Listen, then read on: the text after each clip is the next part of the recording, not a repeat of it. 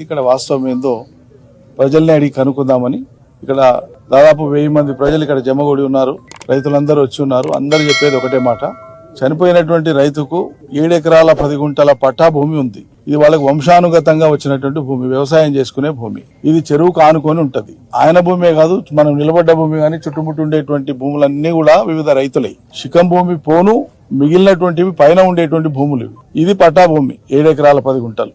అయితే ఆయన భూమికి వచ్చేటువంటి దారిని, అదే విధంగా ఆయన భూమిలోకి చొరబడి 5-6 రోజుల పాటు పెద్ద మిషన్లు, పొక్లైనర్లు, హిటాచీలు పెట్టేసి ఆయన భూమిలో ట్రెంచ్ కొట్టేసినారు.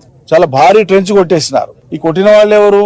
రెవెన్యూ డిపార్ట్మెంట్ సర్వే చేసి ఇది ప్రభుత్వ భూమి అని నిర్ధారించలే, లేదా ఎవరైనా సర్వేకి పెడితే, పక్క రైతులు సర్వేకి పెడితే నిర్ధారించలే. ఇది ఆయన పట్టాభూమి. ఆయన పట్టాభూమిలోకి కొంతమంది అధికార పార్టీకి సంబంధించినటువంటి వ్యక్తులు చట్టాన్ని తమ చేతుల్లోకి తీసుకొని, ఈ నియోజకవర్గం నుంచి ఉండేటువంటి శాసనసభ్యులు సాక్షాత్తు రాష్ట్ర ఉప ముఖ్యమంత్రిగా ఉన్నారు కాబట్టి ఇతర రైతుల పొలాల్లోకి పోయి వాళ్ళకి ఇష్టారాజ్యంగా, విశృంఖలంగా, అరాచకంగా పనిచేస్తే ఇది ఎట్లా చట్టసమ్మతమవుతుంది? అధికారులు ఏం పని చేస్తున్నట్లు? అధికారులకు పోయి ఆయన మొరబెట్టుకుంటే అధికారులు రారు, అధికారులు పట్టించుకోరు.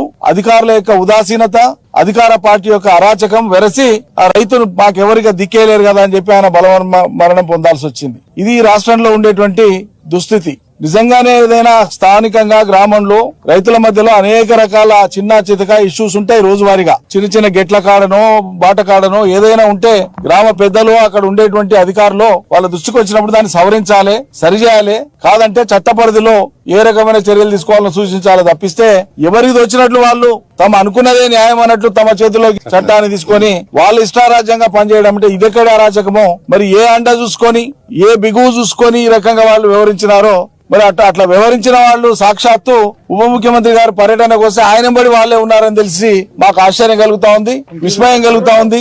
ఇదేం పరిస్థితి? మరి దీని మీద తప్పకుండా వారే వివరణ ఇవ్వాలి.